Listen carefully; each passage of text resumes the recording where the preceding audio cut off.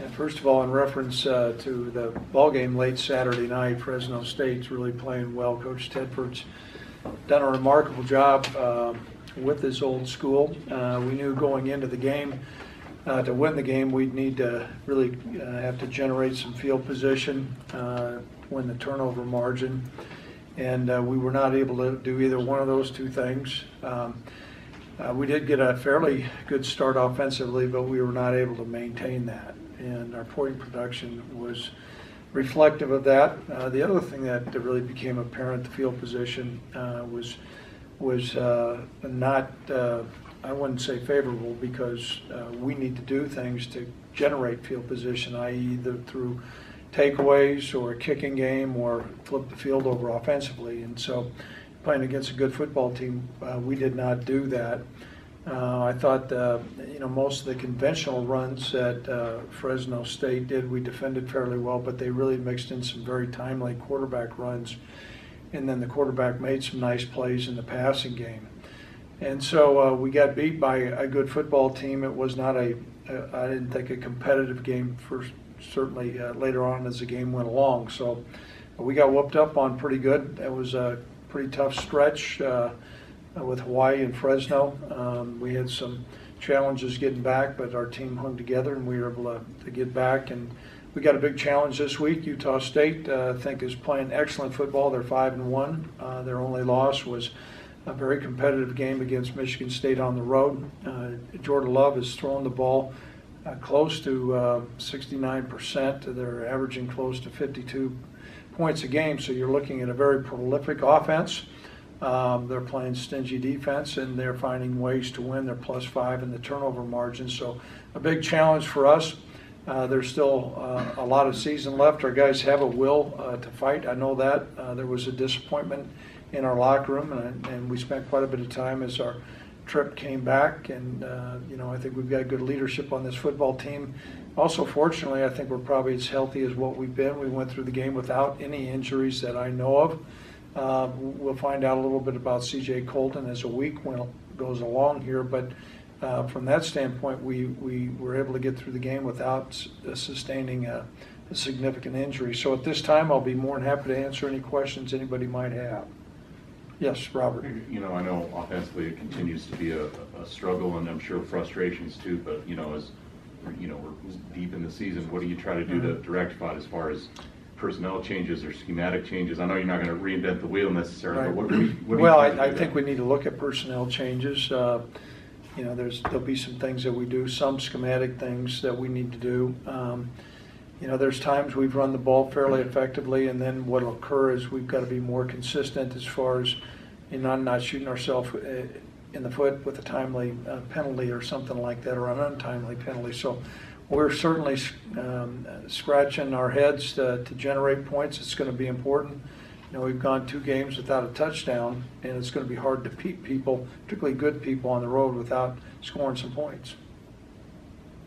Other questions? Yes. Craig, where do you feel Tyler is right now as a quarterback compared to where he started? Has he improved the way you had hoped, or where do you feel? I thought last week he did some good things in the game, but obviously and not where we needed him to be.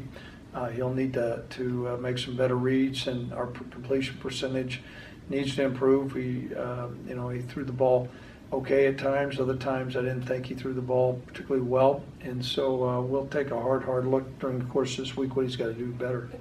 But I think there's some things we need to do to work on. We have a real problem offensively right now extending drives because our third down percentage, our conversion is so poor.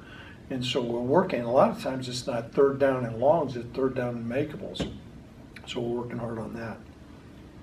Yes, Robert. You look at personnel, you look at everything. Is there any particular groups or individuals as far as maybe possible personnel changes you'll be looking hard at this week? We're going to look at it all. I'm probably not going to tell you which ones we are, but we're going to take a hard look at some things. Yes. Do you think, did it appear to you that Fresno put an extra emphasis on the passing game? Because it's the first time we've really seen Nico shut down. I think Fresno you know, while you look at their defensive players, they have good players. I wouldn't say a bunch of, you know, standout NFL guys. I just think that they're really well coached and they play hard, and their scheme matches up well against ours. And you know, we were just having a really, really difficult time. I noticed that Austin Conway is listed as one of the wide receivers this week. Is that part of integrating him back into the system a little Yeah, bit more? Austin, you know, that depth chart with receivers is pretty fluid. A lot of those guys play, and so we're happy to have Austin out there, though. Yes, Rick? You know, when you look at them, you mentioned they're pretty prolific offensively, Utah State. What's, you know, those are a lot of the same guys. Is it just maturity, another year? Well, I mean, I think Jordan Love has really added a great dimension for them, and he played a little bit against us last year. But you know, he's throwing the ball really well. Their offensive coordinator does a great job dialing up some schemes. You know, they spread the field out, then they tempo you, and that's been a challenge from us from time to time, so we'll need to work hard on that. But I think the biggest thing is their quarterback is playing lights out, and you know, if you're playing really well quarterback, you got a shot to be pretty good. Yes. You mentioned how well they played against Michigan State. Are they about as good as you guys have seen this year?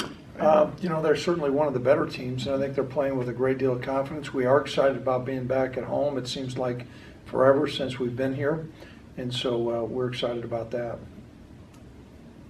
You Yes. mentioned there's still a lot of fight in this team, and granted, no one wants to be where No. things are at now. But you get a sense that I'm sure everyone's disappointed, but is morale still good? Is that something Yeah. a big concern with this group right now? No, you know what? They're a really resilient group, and there is a lot of pride.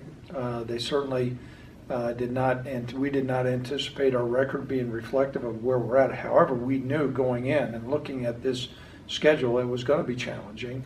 But you know, other than overcoming some sleep deprivation from some really tough trips, I think these guys have got a really good attitude. And so, you know, it's always helpful to get back out to work. We'll have a great spirited practice today. Being or becoming bowl eligible, is that something that you're focusing on right now, or are you just trying to go one? No, I can tell you right now we're looking at Utah State, and you know, our football team is in no position to try to take a long-range look. We need to take a look at what we got to do to get this win. I think there's some callers on the line. Yeah, hey Craig, this is Davis. Okay, Davis. You guys have had some success in tempo offensively. You know, the 2-minute drive against Wofford, the last drive against Hawaii to get down there before they ran out of time. Tyler mentioned last week that he's comfortable with that.